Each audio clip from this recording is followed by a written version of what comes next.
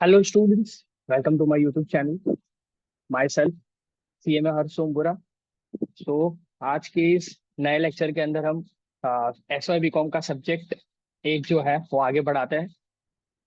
अभी तक हमने सीखा था कॉस्टिंग, कॉस्ट अकाउंटिंग स्टार्ट किया था हमने। उसके बाद एक नया सब्जेक्ट है कॉर्पोरेट अकाउंट्स। कॉर्पोरेट अकाउंट्स के अंदर आपको एक चैप्टर है लिक्विडेटर्स अकाउंट्स, ठीक है, लिक्विडेटर स्टेटमेंट, लिक्विडेशन करके चैप्टर है। ये चैप्टर का एक सम आपको कंपलसरी आएगा 14 मार्क्स का, ठीक है। कंपलसरी 14 मार्क्स का सम होगा आपको। 100% आपको इसका सम दिखेगा ही दिखेगा आपको 14 मार्क्स का आपकी एग्जामिनेशन में। तो ये चैप्टर अच्छे से करके जाना जरूरी है। वैसे बेसिकली देखने जाए तो कॉर्पोरेट अकाउंट के अंदर आपको 4 चैप्टर है। 4 चैप्टर के अंदर फर्स्ट चैप्टर थियोरेटिकल है, सेकंड चैप्टर ये लिक्विडेटर स्टेटमेंट है, लिक्विडेटर्स अकाउंट। थर्ड चैप्टर है अमालगमेशन एंड फोर्थ चैप्टर है एब्जॉर्प्शन, ठीक है। Amalgamation and absorption are sort of related with each other. वो दोनों एक लॉजिक पे चलते हैं, दोनों का लॉजिक मोस्ट प्रोबेबली सेम रहता है, ठीक है। और ये लिक्विडेटर स्टेटमेंट है। तो अभी हम करंटली जो चैप्टर स्टार्ट कर रहे हैं वो लिक्विडेटर्स अकाउंट्स है। बहुत ही इजी है। इजी इन द सेंस आपको थोड़ा कंपनी अकाउंट्स, कंपनीज के रूल समझने पड़ेंगे, रूल्स को याद रखना पड़ेगा और उसको अप्लाई करना है। यहाँ पे हार्ड एंड फास्ट मैं ऐसा नहीं बताऊंगा कि लॉजिक सारा चलेगा। यहाँ पे जो रूल्स कंपनी ने बताए हुए हैं, कंपनीज एक्ट के अकॉर्डिंग जो रूल्स बताए गए हैं उसको हमें फॉलो करके हमें आगे बढ़ना पड़ेगा, ठीक है। तो कॉर्पोरेट अकाउंट्स में हम आगे बढ़ते हैं। तो पहला चैप्टर है लिक्विडेटर्स अकाउंट्स। अब ये लिक्विडेटर्स अकाउंट होता क्या है और उसमें भी लिक्विडेटर कौन होता है। तो सपोज आपको बोलूं कि आपकी एक कंपनी है, ABC कंपनी, कोई भी एक कंपनी है। वो कंपनी आप वॉलंटरीली बंद करना चाहते हो सपोज, ठीक है। वॉलंटरीली बंद करना चाहते हो, कंपनी को वाइंड अप करना चाहते हो, बंद करना चाहते हो। तो वो बंद करने की प्रोसीजर छोटी मोटी प्रोसीजर नहीं होती, वो कोई छोटी प्रोसीजर नहीं है, इट्स अ बिग प्रोसेस। तो कंपनी बंद करने के लिए क्या करना पड़ता है, आपकी जो एसेट्स है उसको सेल आउट करना पड़ता है। आपके जितने भी लायबिलिटीज है, मतलब आपने जितनी लोन ले रखी है, जितने आपके क्रेडिटर्स है, जितनी भी आपकी बिल्स पेएबल की लायबिलिटी है, जितने भी प्रेफरेंस शेयर होल्डर्स है, जितने भी डिबेंचर होल्डर्स है, ये सारे लोगों को आपको पैसे देने पड़ेंगे। तो एसेट को बेचना पड़ेगा, उससे जो पैसे आएंगे उससे हम ये लायबिलिटी पे ऑफ करेंगे। अब ये सारी चीजों में टाइम लगता है, ऐसा नहीं है कि एक दो दिन में हो जाएगा, ठीक है। It takes a lot of time. तो ये काम करने के लिए एक स्पेसिफिकली प्रोफेशनल बंदा आता है, उसको बोलते हैं लिक्विडेटर। उसको क्या बोलते हैं, लिक्विडेटर। तो ये सारा लिक्विडेटर करके जो एक प्रोफेशनल बंदा होता है वो सारा काम उसके बिहाफ पे, ये कंपनी को वाइंड अप करने का सारा काम वो लिक्विडेटर संभालता है। अब वो लिक्विडेटर करता क्या है, सारी एसेट को सेल करेगा, कंपनीज के रूल के हिसाब से जिसको जिसको जितना पेमेंट करना है उसको वो पेमेंट करके खत्म करेगा, कंपनी को वाइंड अप कर देगा, ठीक है। अब वो रूल क्या है, किस हिसाब से। अब आपको बोलूं कि आप एक लिक्विडेटर हो, आपको कंपनी को क्लोज करना है। तो कंपनी को क्लोज करने टाइम पे ऐसा तो है नहीं कि आप क्लोज करना है, ठीक है, तो जितनी एसेट पड़ी है सबको बेच दो और आपकी इच्छा हुई उसको पेमेंट कर दो, ऐसा नहीं होता। कंपनीज में उन्होंने बोला है स्पेसिफिकली देयर आर रूल्स, आपको वो रूल्स ही फॉलो करने पड़ेंगे, उसके हिसाब से पेमेंट करना पड़ेगा। अभी सपोज ऐसा हुआ, कई बार ऐसा होता है कि लिक्विडेटर जो है, अब कंपनी का कोई क्रेडिटर है तो उनका बहुत जान पहचान वाला क्रेडिटर है, तो कंपनी ऐसा सोचती है कि सबसे पहले ये क्रेडिटर को पेमेंट कर देते हैं। ऐसा नहीं होता कंपनीज में, ऐसा नहीं होगा लिक्विडेशन के टाइम पे, ऐसा नहीं होता कंपनीज में। लिक्विडेशन में जो उन्होंने प्रोसीजर बोली है, सबसे पहले किसको पेमेंट करना है वो उन्होंने बताया गया है, पूरा लाइन लाइन टू लाइन उन्होंने बताया गया है कि किसको कौन से नंबर पे पेमेंट करना है, उसी के हिसाब से पेमेंट करेंगे, उससे आगे हम नहीं जाएंगे, ठीक है। तो सबसे पहले हमने लिक्विडेटर, लिक्विडेशन क्या होता है वो समझा, मतलब कंपनी को बंद करना। लिक्विडेटर मतलब जो वो काम संभालता है उसको लिक्विडेटर बोलते हैं, ठीक है। अब कौन सी लायबिलिटी सबसे पहले हम कंसिडर करेंगे, पहले से लेके लास्ट तक कौन सी लायबिलिटी है वो हम कंसिडर करेंगे। सबसे पहले किसको पेमेंट करेंगे, उसके बाद किसको पेमेंट करेंगे, वो सारी चीज। तो सपोज देखो, एक लिक्विडेटर अकाउंट जो होता है, इसका प्रोफोर्मा कैसे होता है वो मैं बता देता हूँ, कैसे बनता है वो। देखो ये liquidator statement of receipt and payment, एक ही अकाउंट बनाना है आपको 14 मार्क्स के लिए, ये एक ही अकाउंट बनाना है जो ऐसे दिखेगा, liquidator statement of receipt and payment. Debit side पे receipt rupees, payment and rupees, simple है। उसके अंदर सबसे पहले हमारा क्या आएगा, यहाँ पे ओपनिंग बैलेंस आएगा। मैं बताता जाता हूँ कि क्या क्या चीजें आएगी आपकी। यहाँ पे सीधा आपको लिखना है opening balance to opening balance. यहाँ पे ओपनिंग बैलेंस आप लिख दोगे, it is that simple. Opening balance मतलब क्या, कैश और बैंक में जितना पैसा पड़ा हुआ है वो यहाँ पे लिख दो, क्योंकि आपके पास वो पैसे पे ही करना है ना, तो आपके पास जितने कैसे बैलेंस शीट में जितना पैसा पड़ा है वो यहाँ पे लिख देना है, ठीक है। उसके बाद हमारे पास एसेट बेच के जितने पैसे आएंगे, एसेट सेल आउट करके जितने भी पैसे आएंगे वो यहाँ पे लिख देंगे, टू एसेट्स रियलाइज्ड। इसका मतलब क्या, मतलब लिक्विडेटर ने जितनी भी एसेट सेल की है उससे जो पैसे उसने कमाए हैं वो सारी चीज यहाँ पे लिख देंगे। सेल करके जितने पैसे आए वो लिक्विडेटर यहाँ पे लिख देगा कि इतने पैसे आए, सिंपल है, ठीक है। इतने पैसे आएंगे, नो मोस्ट मेजोरिटी टाइम पे इतने पैसे आते हैं, डन। अब पेमेंट किसको कैसे करना है, वो पेमेंट का हमारा प्रोसीजर बहुत ही एकदम उन्होंने बोला है, ये कंपनीज के रूल के हिसाब से ये प्रोसीजर चल रहा है। इसमें आप स्टेप में ऊपर नीचे नहीं कर सकते, you have to be very precise with the steps that they have given, ठीक है। तो फर्स्ट सबसे पहले बोला है फुल्ली सिक्योर्ड क्रेडिटर, सबसे पहले आपको फुल्ली सिक्योर्ड क्रेडिटर को ही पेमेंट करना रहेगा, आप किसी और को पेमेंट नहीं कर सकते। अब फुल्ली सिक्योर्ड क्रेडिटर होते क्या है, फुल्ली सिक्योर्ड क्रेडिटर क्या होता है कि सपोज आपने कोई लोन ले रखी है, उसके ऊपर आपने मोर्गेज, किसी चीज को मोर्गेज रखा है, ठीक है। सपोज आपने कोई चीज की लोन ले रखी है, सपोज आपने बैंक लोन ले रखी है 10% की बैंक लोन, उसके ऊपर आपने अपना स्टॉक जो है वो मोर्गेज रखा हुआ है, ठीक है। तब आपने कोई चीज मोर्गेज रखी हुई है ना, वो कोई लोन के ऊपर, कोई भी लायबिलिटी के ऊपर कोई चीज मोर्गेज रखी है, तो वो मोर्गेज वाली जितनी भी लायबिलिटी है वो आपकी क्या हो जाएगी, फुल्ली सिक्योर्ड क्रेडिटर में माना जाएगा। तो सबसे पहले मोर्गेज वाला लोन ही आपको पेमेंट करना पड़ेगा, मोर्गेज वाली चीज आपको पेमेंट करनी पड़ेगी सबसे पहले, ठीक है।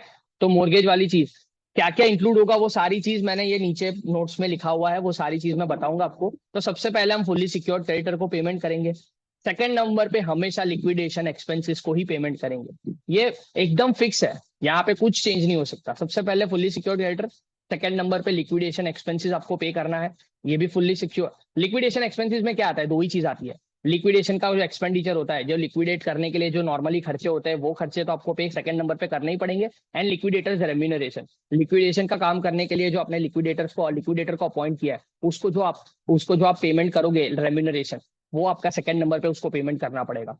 थर्ड नंबर पे आता है प्रेफरेंशियल क्रेडिटर। प्रेफरेंशियल क्रेडिटर की डेफिनेशन अलग है, वो नीचे मैं बता दूंगा। तो थर्ड नंबर पे प्रेफरेंशियल क्रेडिटर आता है।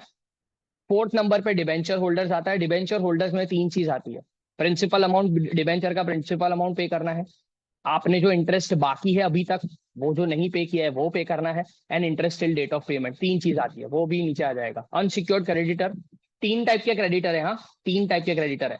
सबसे पहले फुल्ली सिक्योर्ड क्रेडिटर, उसके बाद थर्ड नंबर पे प्रेफरेंशियल क्रेडिटर है, उसके बाद फिफ्थ नंबर पे अनसिक्योर्ड क्रेडिटर है, उसके बाद preference share holders and equity share holders. ये 7 स्टेप है, 7 स्टेप में पहले को पेमेंट होगा तो ही दूसरे को जाएगा, दूसरे को पेमेंट होगा तो ही तीसरे को जाएगा, इसमें कोई ऊपर नीचे आप नहीं कर सकते, ठीक है। तो सबसे पहले फुल्ली सिक्योर्ड क्रेडिटर को पेमेंट जाएगा, उसके बाद लिक्विडेशन एक्सपेंसेस आएगा, उसके बाद प्रेफरेंशियल क्रेडिटर आएगा, डिबेंचर होल्डर्स आएगा, अनसिक्योर्ड क्रेडिटर आएगा, प्रेफरेंशियल शेयर होल्डर आएगा, इक्विटी शेयर होल्डर आएगा, ठीक है। अब कौन सी चीजों में क्या क्या इंक्लूड होता है वो यहाँ पे पहले डिस्कस कर लेते हैं। What to include, what to include. अब फुल्ली सिक्योर्ड क्रेडिटर में क्या क्या इंक्लूड होता है पहले वो बता देता हूँ। देखो फुल्ली सिक्योर्ड क्रेडिटर में मेनली दो चीजें इंक्लूड होती है जो मैंने आपको बता दी। कोई भी एसेट जो है, आपने कोई भी लायबिलिटी ली है, उसके ऊपर आपने मोर्गेज रखी हुई है कोई एसेट, तो वो जो लायबिलिटी आपकी है वो क्या हो जाएगी, फुल्ली सिक्योर्ड क्रेडिटर माना जाएगा, डन, ओके। उसको फुल्ली सिक्योर्ड क्रेडिटर माना जाएगा। सपोज आपको बता दूं, सपोज आपको एग्जांपल दे दूं कि आपने 1 लाख रुपए का लोन लिया है, 1 लाख रुपए का लोन है आपका, उसके ऊपर आपने अपना 70,000 का फर्नीचर, फर्नीचर जो है 70,000 रुपीज का फर्नीचर आपने क्या रखा था, मोर्गेज रखा था। अब मोर्गेज रखा था तो ये जो लोन है ये फुल्ली सिक्योर्ड क्रेडिटर की आ गई। अब कई बार होता है ये फर्नीचर सेल करने की रिस्पॉन्सिबिलिटी किसकी है, लिक्विडेटर की। तो लिक्विडेटर क्या करेगा, इसको सेल करने के लिए जा मार्केट में। अब मानो ना मानो मार्केट में अगर उसने सेल करने के लिए गया, वो 1,10,000 रुपए लेके आया, तो हम क्या करेंगे, 1 लाख रुपए इनको पे कर देंगे और बाकी के 10,000 हमारे पास रहेंगे। It is that simple, okay. तो सबसे पहले पेमेंट किसको करना है हमें, सबसे पहले पेमेंट हमें करना है सिक्योर्ड, फुल्ली सिक्योर्ड क्रेडिटर को, उसके अलावा किसी को आपको पेमेंट नहीं करना है। और फुल्ली सिक्योर्ड क्रेडिटर में क्या आएगा, सबसे पहली चीज, जो भी लोन हमने लिए है, जो भी लायबिलिटी है जिसके ऊपर मोर्गेज रखा हुआ है हमने, वो सारी चीज किस में आ जाएगी, फुल्ली सिक्योर्ड में। तो यहाँ पे वही लिखा है, देखो fully secured creditor, those creditor to whom specific assets are pledged whose realizable value is equal to or more than the amount of debt are fully secured creditor। कई बार होता है नॉर्मली ये जो अमाउंट होता है ना फर्नीचर का amount, ये 1 लाख लायबिलिटी के अमाउंट का ही होता है। ठीक है, तो जो भी हमने मोर्गेज रखा है वो मोर्गेज वाली चीज सिक्योर क्रेडिटर में आ जाएगी। दूसरी चीज जो आएगी, हमेशा याद रखना, payment to workers, wages of workers. Workers की बात कर रहा हूँ, एम्प्लॉइज डायरेक्टर्स की बात नहीं कर रहा हूँ।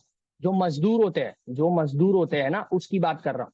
तो वर्कर्स का जो वेजिस है वो भी फुल्ली सिक्योर्ड में आएगा। तो दो चीजें हमेशा आएगी आपकी फुल्ली सिक्योर्ड में। मैं प्रोफोर्मा में लिखता जाता हूँ यहाँ पे, देखो यहाँ पे मैंने लिखा है, यहाँ पे by secured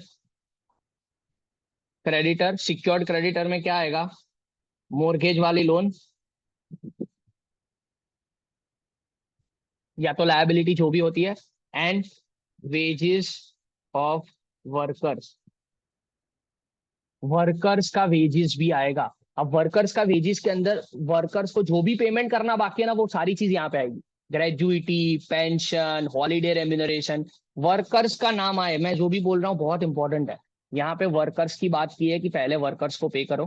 company has decided, जो कंपनीज एक्ट है वो डिसाइड कर रहा है कि जो वर्कर्स होते हैं वो डे टू डे काम करके अपना घर चलाते हैं, इसी वजह से उसको सबसे पहले पेमेंट कर दो। तो यहाँ पे एम्प्लॉयज की बात नहीं हो रही है, जो डायरेक्टर्स है उनकी भी बात नहीं हो रही है, it is only about workers. ठीक है, तो वर्कर्स आएगा और मोर्गेज वाली लोन आएगी, वही सिक्योर्ड क्रेडिटर में आएगा, उसके अलावा कोई चीज नहीं आएगी। यहाँ पे लिख दिया देखो, wages of workers, holiday remuneration of workers, provident fund, pension, जितनी भी चीज उसको पेमेंट करना बाकी है वो सारी चीज आएगी। प्रोविडेंट फंड, पेंशन, ग्रेजुइटी और payment from any other fund maintain by company for welfare of workers. Workers को जितना भी पेमेंट करना बाकी है वो सारी चीज फुल्ली सिक्योर्ड क्रेडिटर में आएगी। तो ये दो चीजें मैंने बताई जो फुल्ली सिक्योर्ड क्रेडिटर में इंक्लूड होती है। ठीक है, फिर आते हैं liquidation expenses. Liquidation expenses second number पे आएगा। सबसे पहले हम फुल्ली सिक्योर्ड क्रेडिटर को पे करेंगे, उसके बाद लिक्विडेशन एक्सपेंसेस आएगा। लिक्विडेशन एक्सपेंसेस में दो ही चीज इंक्लूड होती है, liquidation expenses and liquidator remuneration. ये दोनों चीज आपको सेकंड नंबर के प्रेफरेंस पे करनी पड़ेगी। तो सेकंड नंबर पे क्या आएगा, बाय लिक्विडेशन एक्सपेंसेस। यहाँ पे हम लिख देते हैं लिक्विडेशन एक्सपेंस और दूसरा लिक्विडेशन रेम्यूनरेशन। देखो ये रेम्यूनरेशन आप कंपनी कैसे भी डिसाइड कर सकती है। कंपनी ऐसे डिसाइड कर सकती है कि जितने पैसे वो लेके आया, एसेट सेल करके जितने पैसे वो लेके आया उसके ऊपर कमीशन दे दिया। फिर कई बार होता है कि उसने जितना काम किया उसके ऊपर उन्होंने फिक्स पेमेंट रख दिया। तो it is up to that company की वो वाइंड अप करते टाइम पे लिक्विडेटर के साथ क्या डील करता है। ठीक है, तो वो रेम्यूनरेशन मतलब लिक्विडेटर को जो काम करने के बदले उनको जो मिल रहा है उसको लिक्विडेटर रेम्यूनरेशन बोलते हैं। थर्ड नंबर पे आता है प्रेफरेंशियल क्रेडिटर। प्रेफरेंशियल क्रेडिटर बहुत इंपॉर्टेंट है। प्रेफरेंशियल क्रेडिटर में जो उन्होंने दिया है ना वो पूरा का पूरा याद रखना बहुत जरूरी है। 6-5 पॉइंट जो मैंने दिए हैं ये 100% आपको याद रखने पड़ेंगे। ये आपको जब शॉर्ट नोट भी आती है ना तो भी लिखने में काम आएगा ये 5 चीज। प्रेफरेंशियल क्रेडिटर मतलब क्या, नॉर्मल मीनिंग बताओ ना तो वो फुल्ली सिक्योर्ड क्रेडिटर नहीं होते।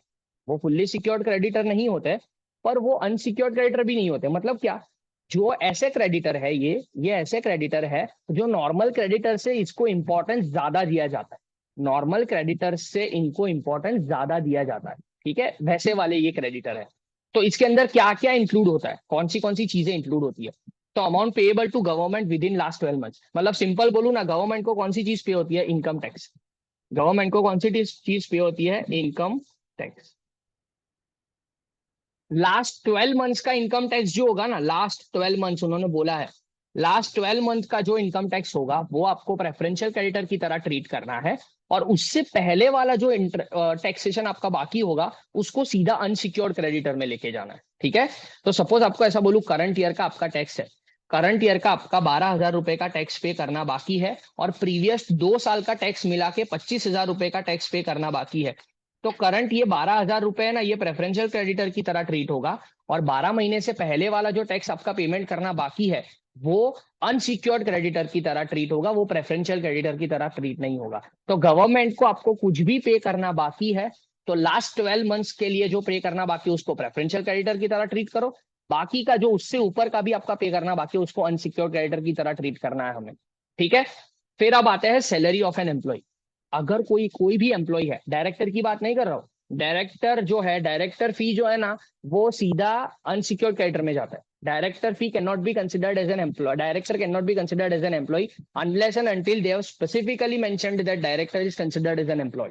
ठीक है, तो अभी यहाँ पे सैलरी ऑफ एन एम्प्लॉय, तो सैलरी ऑफ एन एम्प्लॉय क्या होता है, अगर कोई पर्सन की कोई भी एम्प्लॉय की सैलरी है तो उसको प्रेफरेंशियल क्रेडिटर कैसे कंसिडर करना, हमें पर एम्प्लॉय सैलरी कंसिडर करनी है। क्या बोला है, सैलरी ऑफ एन एम्प्लॉय, एक एम्प्लॉय की सैलरी हमें कंसिडर करनी है। ये तीन जगह पे, तीनों जगह पे हमें अमाउंट पुटअप करना है।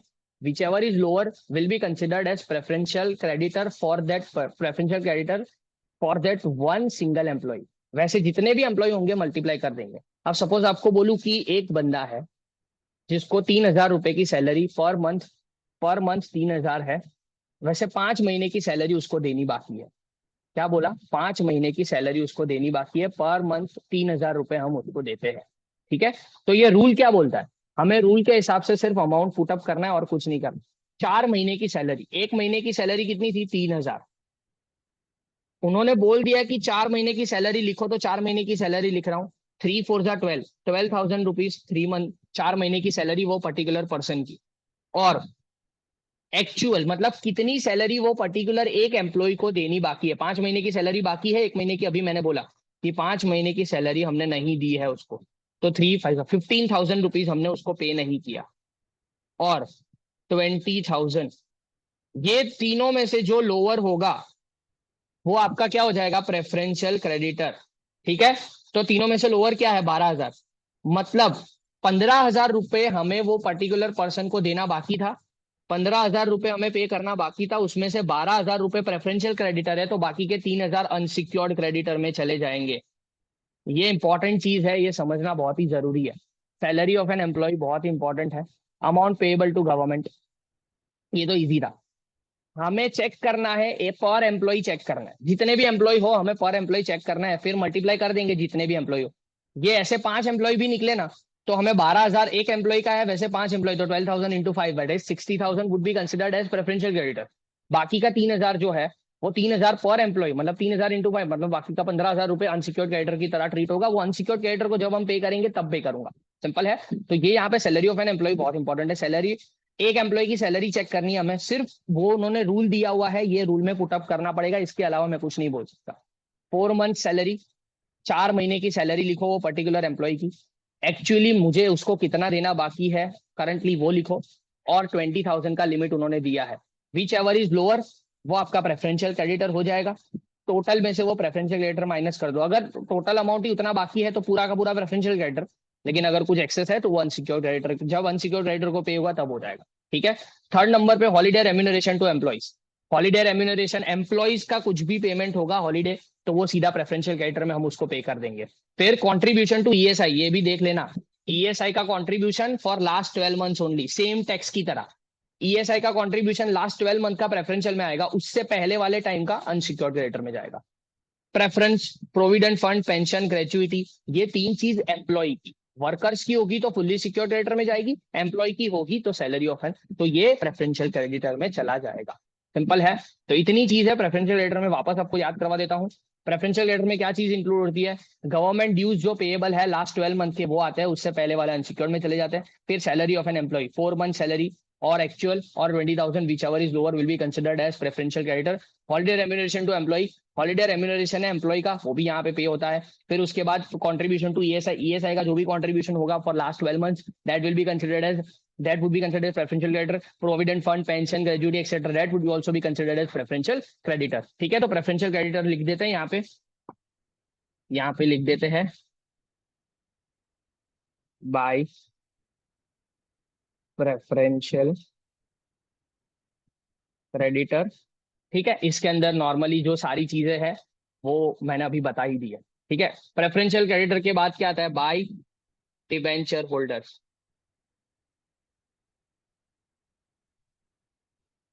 डिबेंचर होल्डर में मैं बता देता हूँ क्या इंक्लूड होता है। देखो, डिबेंचर होल्डर में पहले तो प्रिंसिपल अमाउंट, डिबेंचर होल्डर में सबसे पहले जो डिबेंचर का जो अमाउंट होता है, कितना अमाउंट है प्रिंसिपल जितना हमने डिबेंचर के थ्रू रिसीव किया था, ठीक है, तो वो तो हमें उसको पे करना ही है, डिबेंचर होल्डर्स को वो तो पे करना ही है।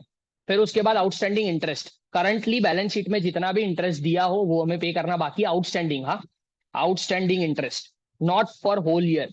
करंटली बैलेंस शीट में जो भी इंटरेस्ट दिया होगा कि वो पे करना बाकी है तो वो पूरा हम ले लेंगे, सिंपल है। तो outstanding interest, principal amount, outstanding interest and third interest till date of payment. Interest till date of payment कब आएगा, तो सब सभी भी आपको ऐसा बोलूं कि हमारी लास्ट बैलेंस शीट हमारी बैलेंस शीट डेट थी 31/12/2020, और हमने डिबेंचर को पे किया 31/3/2021 को पे किया। तो फिर ये बीच का 3 महीने का जो गैप है, 3 मंथ्स गैप, ये 3 महीने हमने एक्स्ट्रा लिए, तो वो 3 महीने का जो इंटरेस्ट है उसको बोलते हैं interest till date of payment. तो ये भी हमें डिबेंचर होल्डर्स को देना पड़ेगा, वो भी प्रिंसिपल अमाउंट के ऊपर नॉर्मली जो इंटरेस्ट कैलकुलेट करते हैं उसी हिसाब से कैलकुलेट करेंगे। तो हमेशा डिबेंचर होल्डर में 3 चीज आएगी, लिख देते हैं यहाँ पे, बाय डिबेंचर होल्डर्स, लिख देते हैं पहले प्रिंसिपल अमाउंट, फिर उसके बाद आउटस्टैंडिंग इंटरेस्ट जो पे करना बाकी है, फिर उसके बाद interest till date of payment, interest till date of payment. Done है? ओके। फिर उसके बाद अनसिक्योर्ड क्रेडिटर पे जाते, उसके बाद अनसिक्योर्ड क्रेडिटर को पे करना होता है। अनसिक्योर्ड क्रेडिटर में लिख देते हैं, अनसिक्योर्ड क्रेडिटर में ऑर्डिनरी क्रेडिटर जो होता है ना, नॉर्मल क्रेडिटर जिसके ऊपर कोई मोर्गेज नहीं होता, जो प्रेफरेंशियल में भी नहीं आता, ना तो वो फुल्ली सिक्योर्ड में आता है ना वो प्रेफरेंशियल में आता है, तो वो दोनों चीज में नहीं आता, तो वो कहाँ पे आता है? Ordinary creditor. ठीक है, तो वो सीधा अनसिक्योर्ड क्रेडिटर में आता है। जो दोनों जगह पे फॉल नहीं हो रहा है वो अनसिक्योर्ड में फॉल होगा। फिर बिल्स पेएबल होता है, अनपेड एक्सपेंसेस होते हैं। नॉर्मली जो चीज fully secured creditor and preferential creditor में फॉलो नहीं हो रही है, फिर भी वो क्रेडिटर है और वो लायबिलिटी है, तो वो अनसिक्योर्ड क्रेडिटर में फॉल हो जाएगी। ऑर्डिनरी क्रेडिटर आएगा, बिल्स पेएबल आएगा, अनपेड एक्सपेंडिचर आएगा। डन। प्रेफरेंस शेयर कैपिटल, जैसे ही अनसिक्योर्ड क्रेडिटर को आपने पे कर दिया, उसके बाद प्रेफरेंस शेयर कैपिटल को पे करना होता है। तो बाय प्रेफरेंस शेयर होल्डर्स लिख देते हैं। प्रेफरेंस शेयर होल्डर्स में बहुत इंपॉर्टेंट है, प्रेफरेंस शेयर होल्डर्स में कैपिटल तो पे करना ही होता है आपको, कैपिटल तो पे करना ही होता है जितना भी प्रेफरेंस कैपिटल है, लेकिन जितना भी डिविडेंड आपने अभी तक नहीं पे किया, क्या बोल रहा हूं मैं, जितना भी डिविडेंड आपने प्रेफरेंस शेयर होल्डर्स को नहीं पे किया है वो पूरा यहाँ पे करना पड़ेगा। तो डिविडेंड जितना भी आपने पे नहीं किया है वो पूरा यहाँ पे आप पे करोगे प्रेफरेंस शेयर होल्डर्स को। ठीक है, वो पे करने के बाद अब लास्ट में बचता है इक्विटी शेयर होल्डर। ठीक है, इक्विटी शेयर होल्डर्स को लास्ट में जितना पैसा बचा है वो पे कर दो, नहीं बचा है तो नहीं पे करोगे। It is that simple. By equity share holders. ठीक है, कई बार होता है कि एक से ज्यादा इक्विटी शेयर होल्डर होते हैं, तो क्या होता है कई बार इक्विटी शेयर्स का कॉल मंगवाना बाकी है, कॉल्स इन एरियर्स होता है, तो कॉल्स इन एरियर्स होता है तो पैसे मंगवाते हो आप, तो कॉल्स रिसीव्ड, तो पैसे मिले तो यहाँ पे लिख देते हो टू कॉल्स रिसीव्ड। सिंपल, पैसे मंगवाओगे तो कॉल्स रिसीव करोगे और इक्विटी शेयर होल्डर्स को पे करोगे तो यहाँ पे लिख दोगे। तो इस तरह से आपको पेमेंट करना है, ये आपका प्रोफोर्मा है। मोटा मोटा इतनी चीजें होगी, इक्का दुक्का चीज बढ़ेगी और एक दो जो कैपिटल डेफिसिट करके एक दो जो चीज आएगी वो, बाकी सारी चीजें मैंने एक्सप्लेन कर दी है कि इस तरह से हमें पेमेंट करना है। सम के अंदर से उठा के यहाँ पे लिखना है और कुछ नहीं करना है। अगर ये फॉर्मेट और ये जो आपका इंट्रोडक्शन सेक्शन है, अगर ये अच्छे से देख लिया तो you will be able to solve sum easily, मतलब एक्स्ट्रा कुछ इतना ज्यादा आपको लगेगा नहीं। डन। तो नेक्स्ट वीडियो में हम इसका सम भी करेंगे, सम प्रैक्टिस करेंगे ताकि आपको और क्लैरिटी आ जाए। Thank you so much. And again if you find my lecture interesting helpful लग रहा है आपको, तो आप शेयर करो, अपने दोस्तों के साथ शेयर करो और जितना हो सके उतना लाइक करो और सब्सक्राइब भी करो मेरी चैनल को। थैंक यू सो मच, ऐसे ही मुझे मोटिवेट करते रहो तो और ज्यादा आपको हेल्प करता रहूंगा। Thank you so much.